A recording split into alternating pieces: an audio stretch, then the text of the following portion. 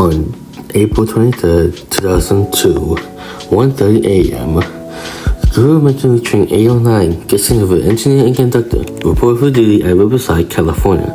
Prior to operating train number 809, the crew uneventfully headed trains to Irvine and Los Angeles before carrying a return trip to Riverside, arriving at 7:05 a.m. For the concept of train 809, it consisted of bomb data battle with cab car 604 leading and EMD F-15P 859 trailing, which the train is an impossible configuration.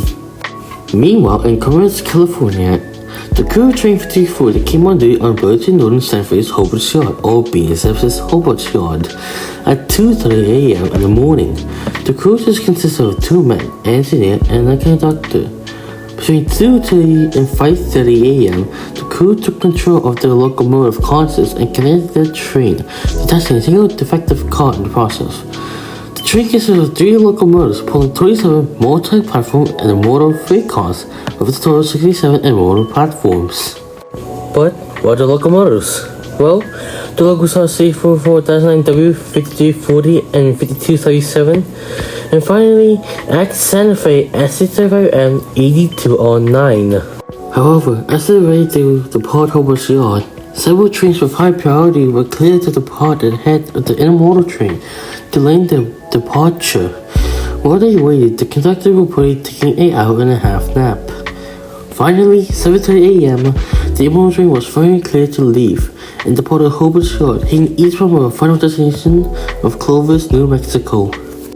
2 minutes later, 7:32 a.m., Metrolink train 809 had departed Riverside Station, bound for San Juan Capistrano. The two trains are now face-to-face.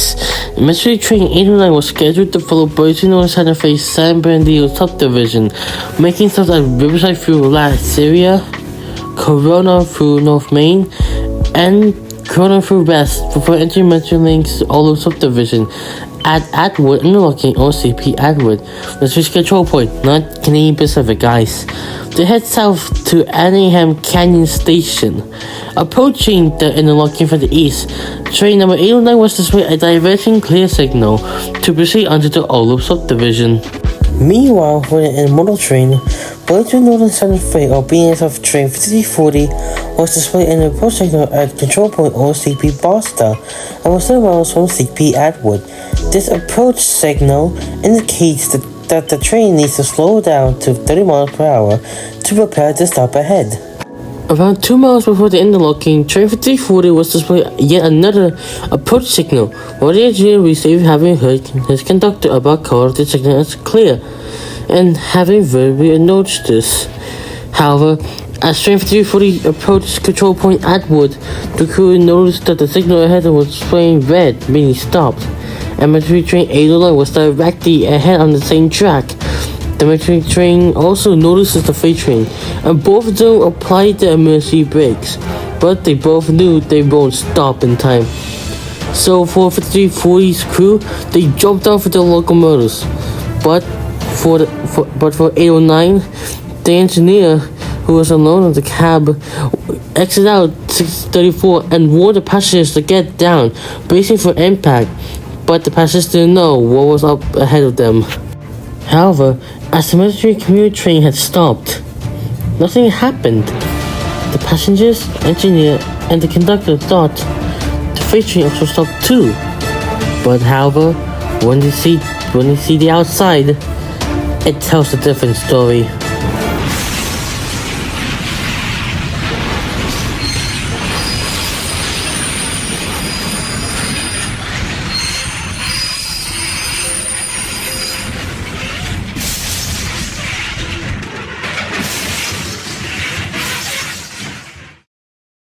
At 7:06 a.m., Placentia, California, the two trains collided with each other.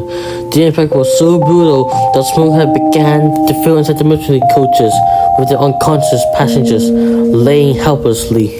After the accident, witnesses near the Richfield Road crossing that witnessed the accident had called 911 at around 8:10 a.m. At the Orange County Fire Communication Dispatch, there were many calls they received about a train colliding with another train, and soon enough paramedics, officers, and firefighters were reported to the scene. They originally thought it was a train versus a bicycle or a train versus vehicles that you can think of, but when they arrived at the scene, they never believed their eyes. When the responders arrived at the Richfield Road crossing, they never believed their eyes.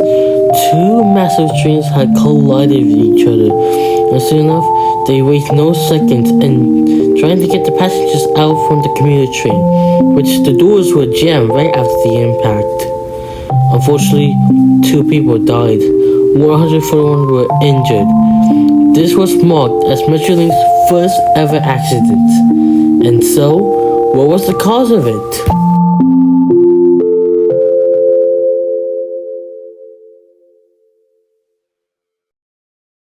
As always, the cause of the accident is the inbound train running the red signal, but they didn't know why the crew ran the red signal, so they launched an investigation. The investigators determined the probable cause of the crash to have been the inattentiveness of the crew of the BNSF train to the operation of the train, causing their failures to heed the approach signal 2 miles right before the accident. But after more investigating, they found out that both men were found out they were using their mobile phones during the trip, and at the time they passed the approach signal, they were deep in a discussion regarding their shared previous employments at the same oil refinery. You should never use your phones during a trip. There's been many incidents that where phones are the causes, such as the 2002 Cleveland, Texas head-on train collision, literally a month after the Placentia, California train accident. In the end, BNSF 5340 and 5277 and 8209 were all repaired and returned to service. However, in 2014, BNSF sold 8209 to Norfolk Southern and renumbered and repainted into 2801, which hasn't seen on the line ever since as last spotted in 2018. My guess is part of the power purge and now lies somewhere in storage, along with the other SC75Ms. As for train 809, 634, however, it wasn't seen on the line after the accident. My guess is Metrolink retired the cab car and scrapped. But we do have information about 859. As for 859, it continued service on Metrolink until last spotted in 2018. However, the engine has been seen much that day, and we will never know what happened to the engine. Well, my guess is the same thing as 2001, just retired somewhere for Metrolink's new F125s, which were built in 2015. Which means 5340 and 5277 are still seen on the main line to this day as of 2024. Well, it's been 22 years since this incident. So, let's not make it repeat in history, or else it will be repeated by you.